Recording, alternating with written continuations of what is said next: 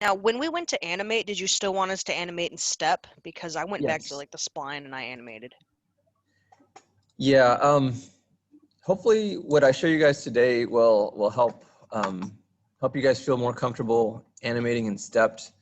Um, there's a danger in animating in spline from the beginning, because unless it's something as simple as a ball bounce, and even that you can kind of mess up if you're not careful with spline.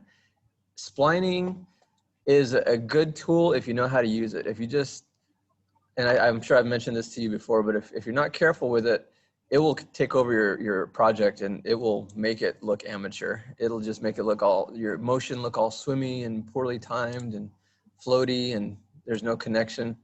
You want your character to be grounded and have pops and feel like there's real physics, not just kind of swimming around. And that's a lot of what the computer's doing with splining. It just averages from one point to the other. And I'll show you an example of why sometimes that just doesn't work. But I heard someone else pop in. Who is that? Well, I'm going to stop sharing for a second, or stop recording, because I need to pick somebody else up. And screen share. Okay. So the very first thing is, and this is with every project, you need to decide what you're going to be showing, the story you're going to tell. And this is a perfect little snippet of a fox doing exactly, I mean, this is just my inspiration here. I'm just going to play it like I did last time. So you can see right there, he anticipates, he's smelling in the snow, he's hearing in the snow, he sits down, he's kind of scrunched, he's squashed. And then he pops up, and he's at the top of his arc. Nice C curve in his whole body. And then he slams down, and he doesn't come up with anything.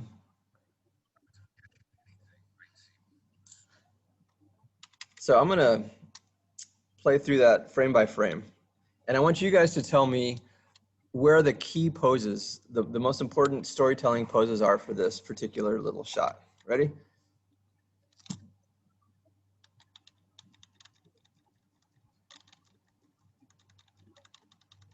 Just say when. There. Yeah, good. So that's actually my second key pose. My first key pose was at the beginning, where he's up here, studying, listening. So then that's my first one. That's my second one.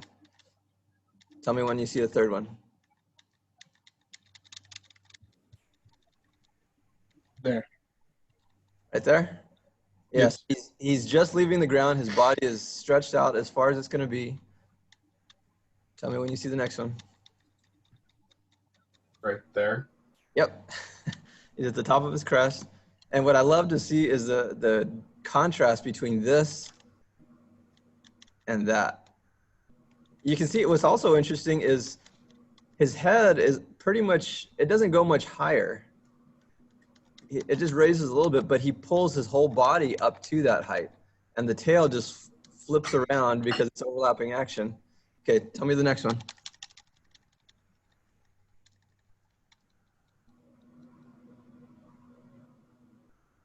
All right, we already passed it. The part where its legs are, yeah. Say it again? Like there, maybe? Where he's still in the air? Well, what I had was, I want to make sure that, just like with the ball bounce, if I'm doing a squash and stretch ball, I want to show the point of contact as one of my keys. And he's not completely stretched out here, but he's still a little bit more stretched. Maybe right there maybe we'll say that's a contact pose. So there's another one. And then what would be the next one? Like there, like Yeah. Like and what's really interesting, yeah, his body is halfway buried in the snow, but you can see, look at his ribs, watch his skin.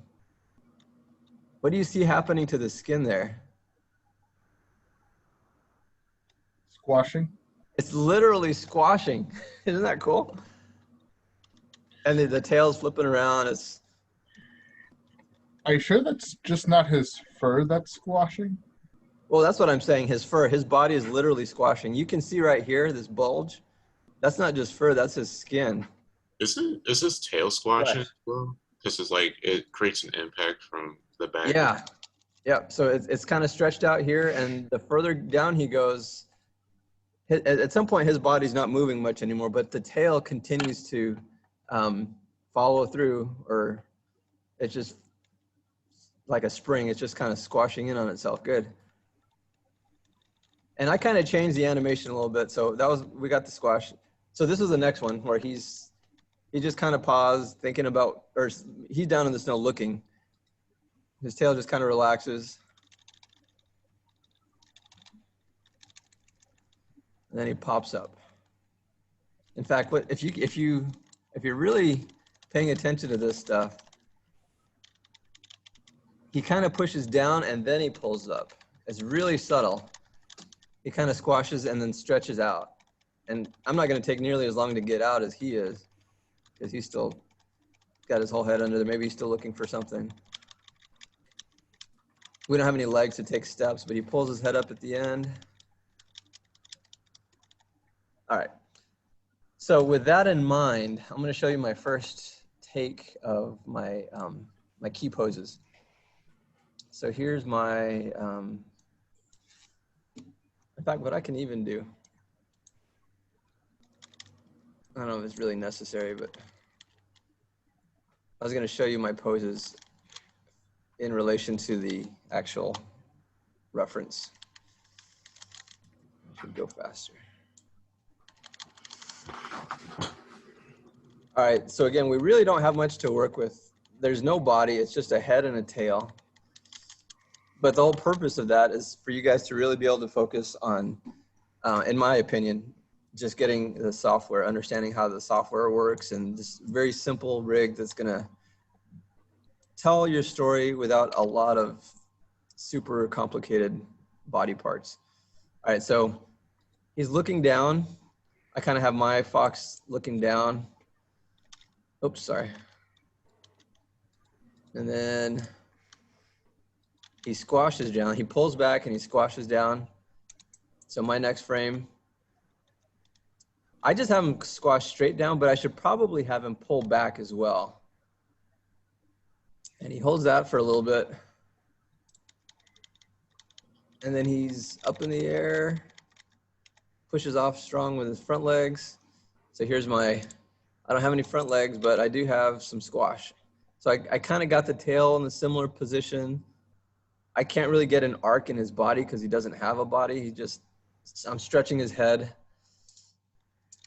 When we get to the top of the arc. So there's the top of the arc.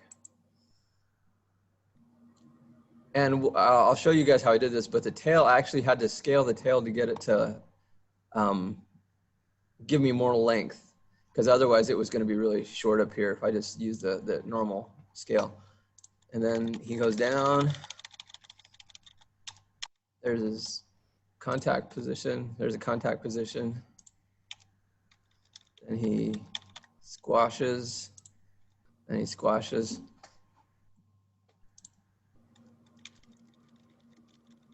And he just kind of relaxed a little bit. Maybe he's sniffing in the snow, who knows? So he's just kind of relaxed. And I do it a little bit differently from here, so I'll just show you what I did. So I just have him pop up in the key poses. I had a little bit more in the breakdowns, but so let's just watch this animation. Very crude because it's just keys.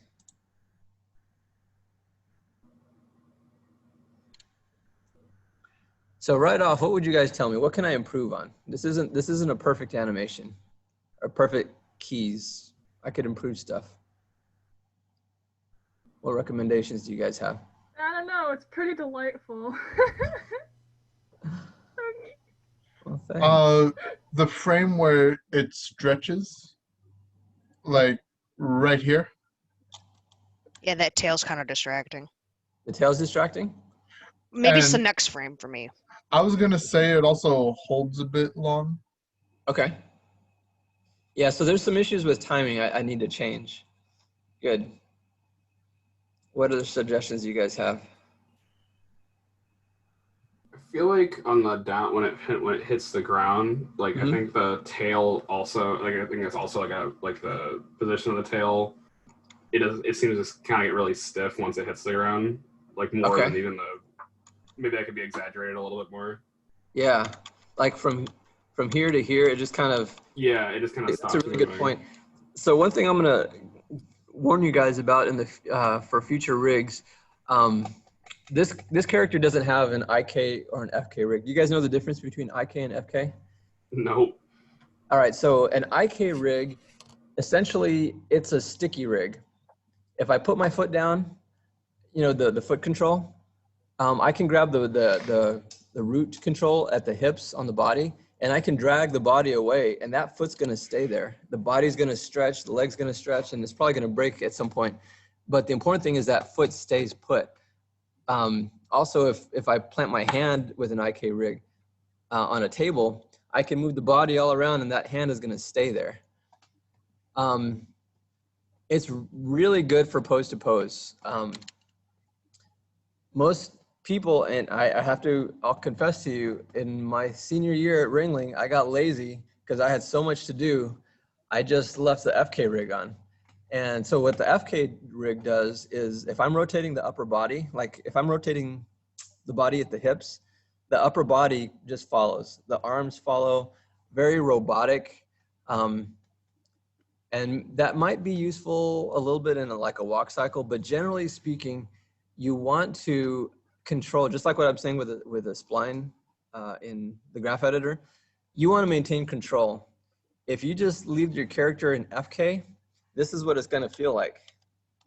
It looks like this tail right here from, actually even from this pose to this pose to this pose, that this first segment of the tail that connects to the body, it's not really animated. It just feels like it's stuck to the body. There's a little bit more movement in the rest of the tail, but it feels stiff. That was a really good way to say it, Trey. Anyways, just a heads up that we want to get used to working in IK much more than FK. You're going to be a much better animator if you're deciding where each body part goes instead of just letting the computer figure it out. All right, so yeah, I need to work on the stiffness of the tail. Any last thoughts? I'll keep playing it.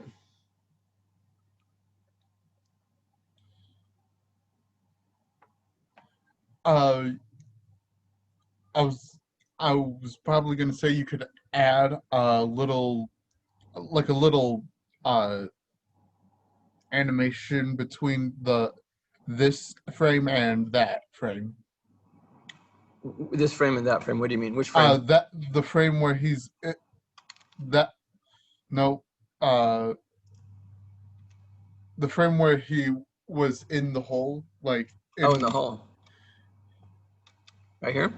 Yeah, and then between that frame and with the mouse in his mouth. Yeah. Like So between those two frames, what were you saying? What's like missing? you could add like a little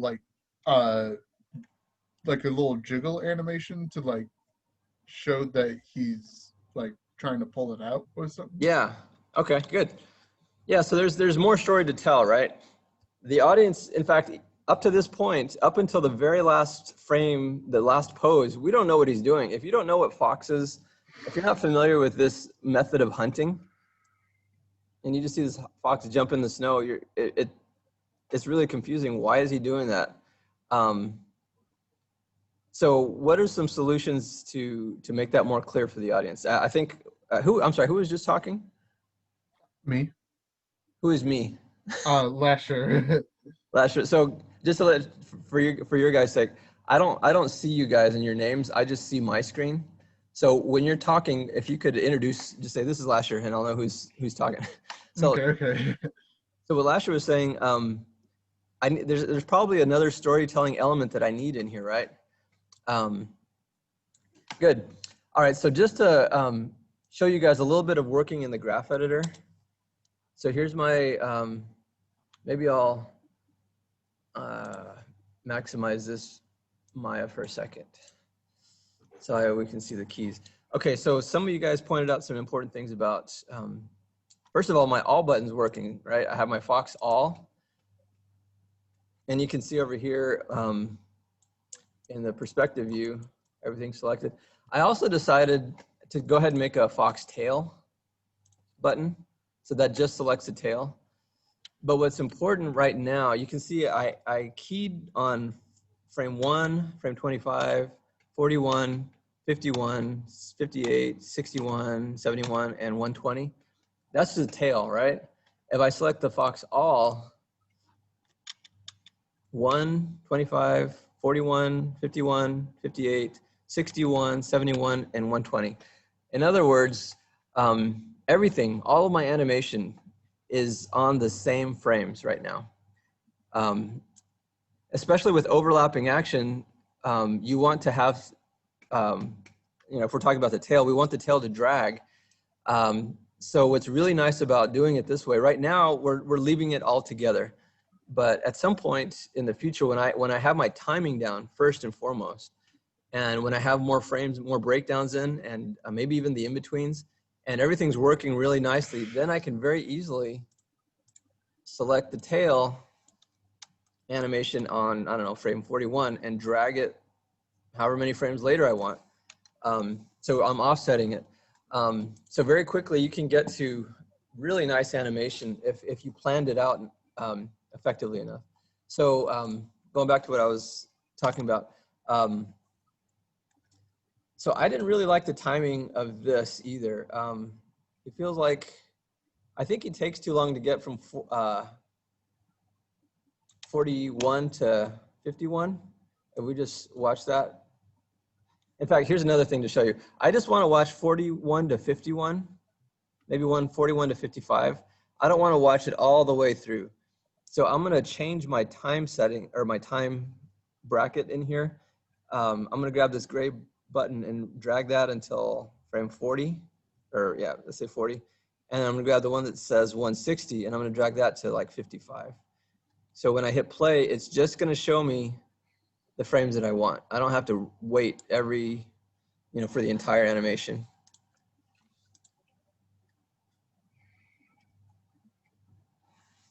So that's taking a little bit too long. So again, I have my all button selected, or I select my all button.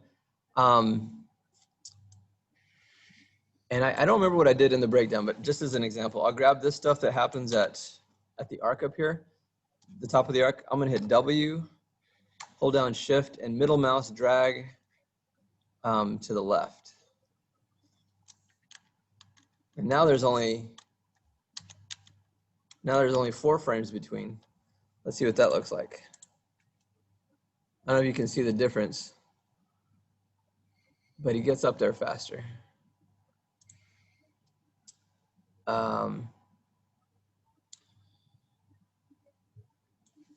All right, does anyone have any questions yet?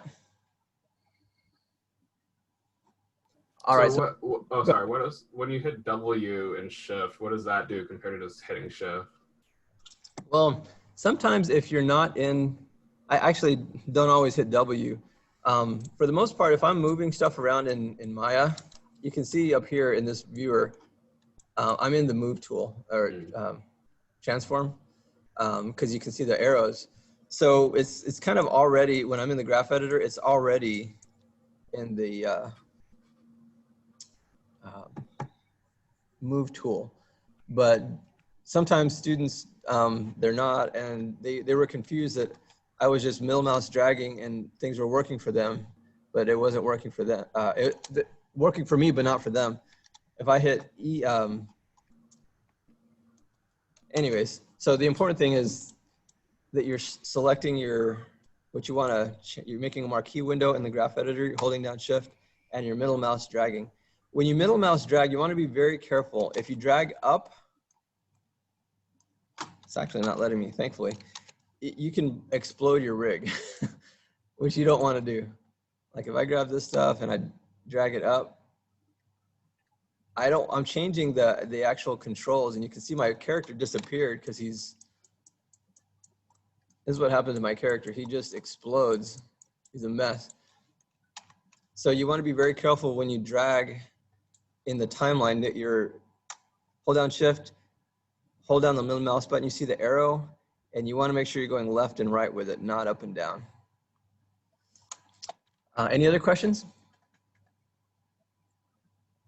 All right, so this is breakdown. So let's say, or another thing real quickly, I forgot to show you guys. The other thing I noticed is my camera, even though in the documentary of that fox jumping up in the air, he gets cut off.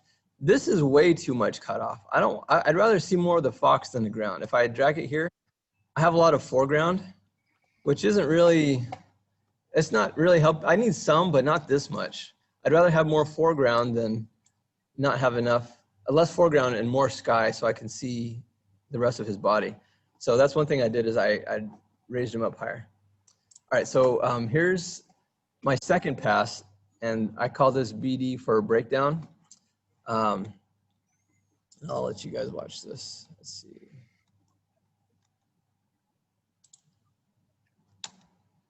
Oh, my camera is now too low. I thought I fixed that. Let's see. Well, okay, so I'm going to change my camera right now.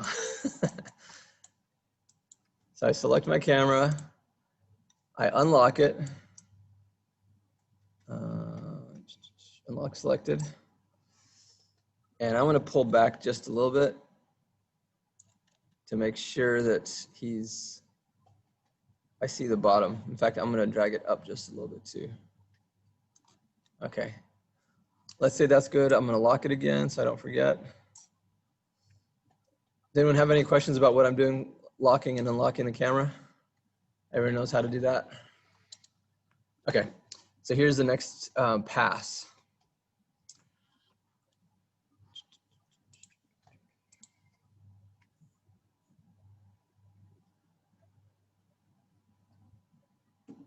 I'll make it bigger.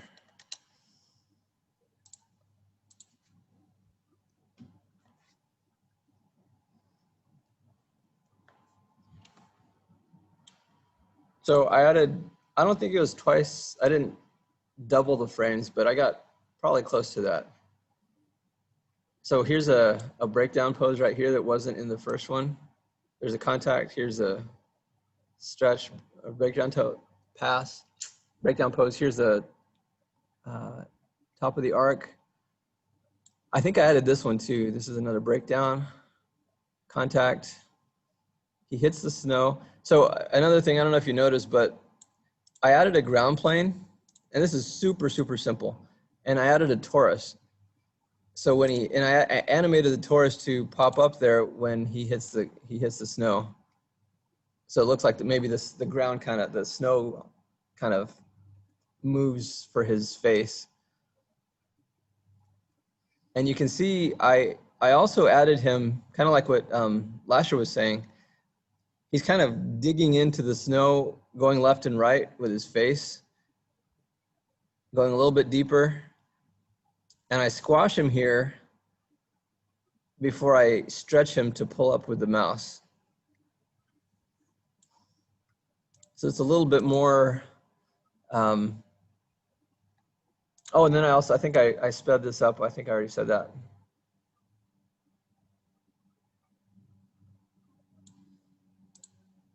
So what else could I do to this to make it better before I move to the next pass with more animation? Add some tweening that favors the top of the arc when it jumps. So up here? Yeah. So add some frames before and after? Mm-hmm. That favor that top position. Mm-hmm. Good. Yeah, so that's really the next phase. If I'm happy with this animation with the keys and the breakdowns, the next pass is in-betweens. So these would be in-betweens, something a little bit before and a little bit after. In fact, if we watch our reference again, you see it's really nicely done. He has really nice hang time. And I think also it's shot in, or they slowed the animation, or it's not animation. They slowed the actual footage down. this whole thing feels a little bit slow to me.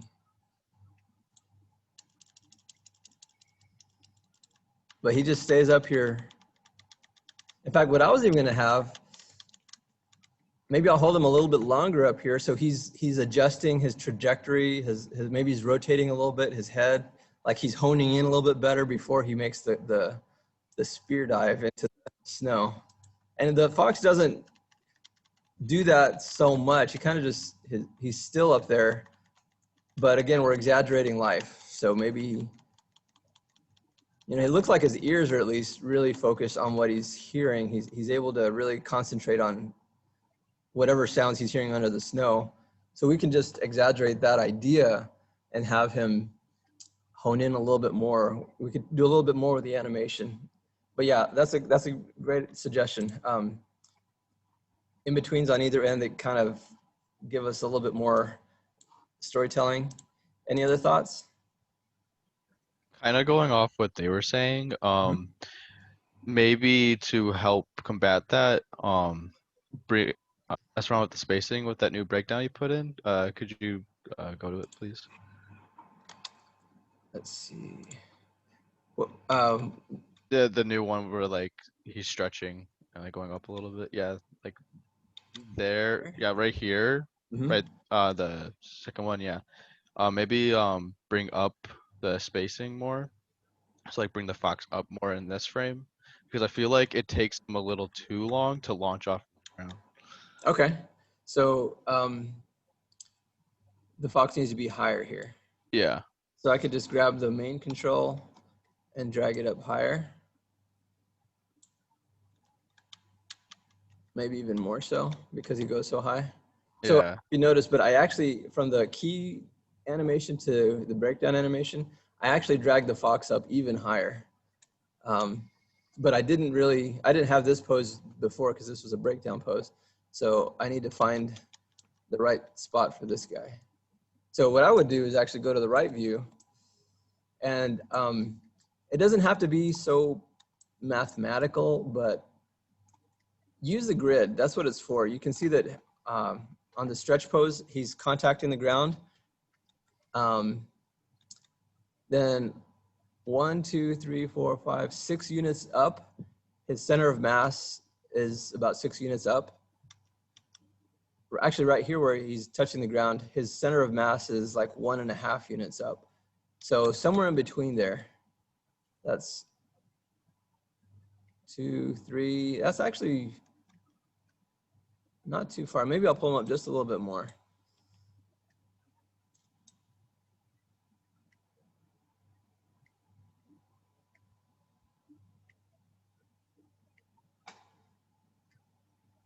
But one thing I did want to show you guys, so I'm going to grab the tail, and you would think that from here, and there's only 2 frames, so we don't have a lot to work with. So what I just did, I don't know if you saw that, but I expanded the graph editor. I held down Alt and Shift, and I right mouse dragged, so I can make more space so I can see better, because I'm blind. Here's 40 and 42. So let's say I wanted a pose between those. In fact, I'm going to use the whole body instead. So if I grab these, I make a marquee around those points and I hit flat tangent. So you can see there's our curves. Actually, that's not too bad. It's not as bad as I was thinking it was going to be. You can, oh, you know what I see also though? You see this red curve? It's keyed at 40 and it's keyed at 46, but it's not keyed at 42. Let's see what that is. That is the control main. So that's this guy. So I need that keyed. So you want to make sure, so every time I added a new frame, I made sure to select Fox All, and then I hit S, except for I missed that one. Because any changes you want to make, if you want to change the timing, you don't want to miss that key. So make sure that you get used to using the all button.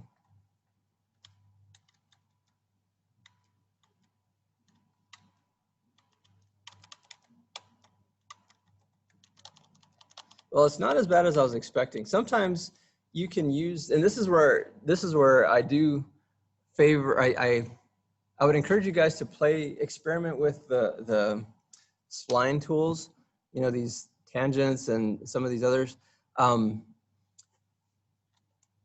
If you're really careful with it, you can find a good pose where the calculation is just the averaging between 40 and 46. Sometimes it's your character's in the right position, so it works. This isn't too bad. But sometimes it doesn't work at all. And you don't just want to accept what the computer gives you. Actually, it was 40, we were looking at 40 to 42, not 40 to 46, sorry. So 40 to 42, he's going up, his tail is kind of going down, so it actually works. So I'm gonna go to 41 and hit S. And I'm gonna turn everything back to stepped.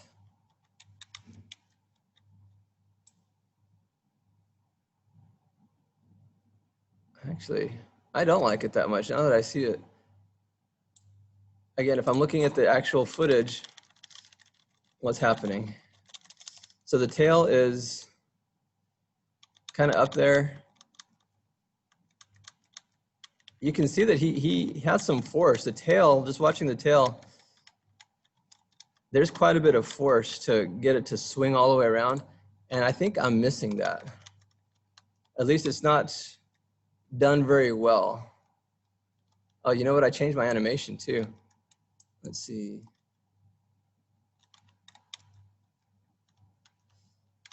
So I think what also needs to happen is with a tail, maybe it's at 42, maybe, I don't know, maybe we'll get some more in-betweens there, but I need to have it between 42 and 46. I need to have a transition where it elongates, because all of a sudden it just gets there. You can see right here. So I'm gonna,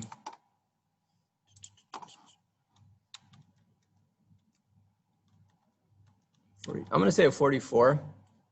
I'm gonna force it to get longer sooner. So I have the tail control selected. I'm selecting scale Z, and I'm stretching it out. And the way I'm doing this, I don't know if you've seen this before, but instead of, you can animate, you can change a pose here in the viewer with your controls. You can change here in the graph editor, and you can also change the values here in your channel box. I selected the name of the control I want to change, and I middle mouse drag it in one of the viewers, left to right. So left makes it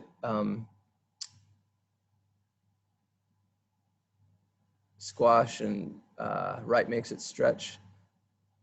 So I'm going to say 0.735. Maybe that's more what I'm looking at.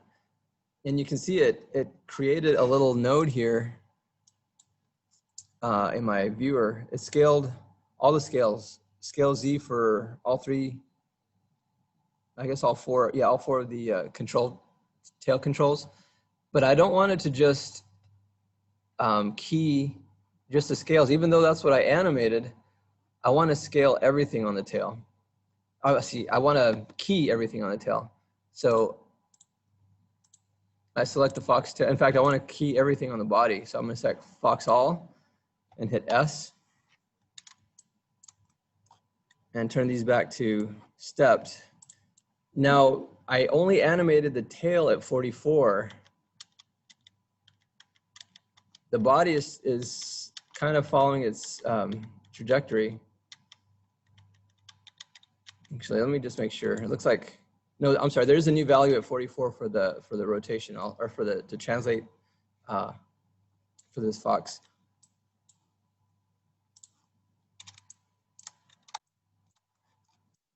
And if you just keep doing this, if you just keep adding frame by frame, especially coming from traditional animation, if you just keep making minute changes in steps, eventually you'll get to really clean animation without even needing spline. Not that I'm saying that you don't want to have spline at all, but you can get there with stepped curve, with blocking. In other words, frame by frame blocking. In fact, I didn't even feel comfortable really with working. Like, I don't feel like I got to a professional level of working in spline until after Real Effects. I was working for another studio before, and my animations just didn't quite feel like they were where they needed to be as a professional animator. But once I got to Real Effects, they showed me some methods of working in spline. So before we really get into working in spline, because you can see every time I work in spline, then I go back, I find the good frames that I want out of it, and then I go back to stepped, because I want to make sure that it looks right in steps. That's the most important thing. And then I can do some in-betweens or just final polish with spline. Does anybody have any questions? No, that was helpful though. I didn't think about switching between spline and then going back a step. That's Yeah. So again, this is one method of working, and I'm not necessarily going to require you to work exactly like I'm working, but for now, I want you guys working in steps to before we see any animations in critiques, before we see this tail animation in spline, we have to make sure that it looks good in stepped. So for Tuesday, I want you guys to work towards getting it looking really good in steps. Your breakdowns like I have here. And you know, I don't know, your story doesn't have to be as complicated. I don't know, it's not that complicated. My animation is 160 frames long. I gave enough time, you know, 1 to 25, he's just sitting there thinking or listening, I guess. So the audience, we give the audience about a second to understand that he's looking down.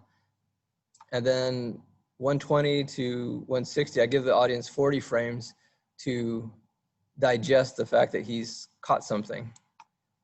In other words, you don't want to end your animation. You don't want to start your animation at 25. You know, if we do it this way, I just want to make a point that you have to give your audience enough time to adjust to understand what they're seeing.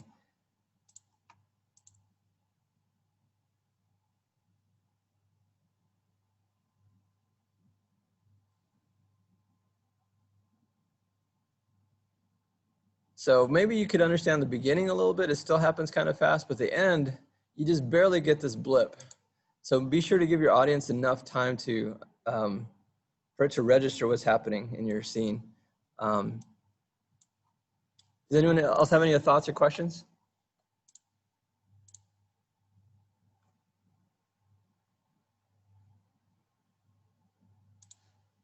All right, so I'm gonna let you guys just work, and I'll be here. In fact, what I'm gonna do while you guys are working, I'm gonna catch up on grading. So feel free to ask any questions while we're in class session. So another thing I needed to point out is my lab hours are from 11:30 to 12:30. I've visited with some of you guys like at night later, but really for me, it's much more convenient. I know, and some of you guys have class right after, so that's the challenge. If needs be, we can certainly schedule a time to work one-on-one, not just during my office hours, whatever, 11:30 to 12:30. But it's going to be, I mean, I can make time for it, but it's going to be harder for me if I have to, especially like on a Tuesday, because I have, my class ends at 9, and usually I have a 30-minute drive home. And so anyways, just, yeah, I'll work around with your schedules as well, but see if you guys can get as many questions answered as you can right now. All right, so I'm going to go ahead and stop sharing and stop the recording.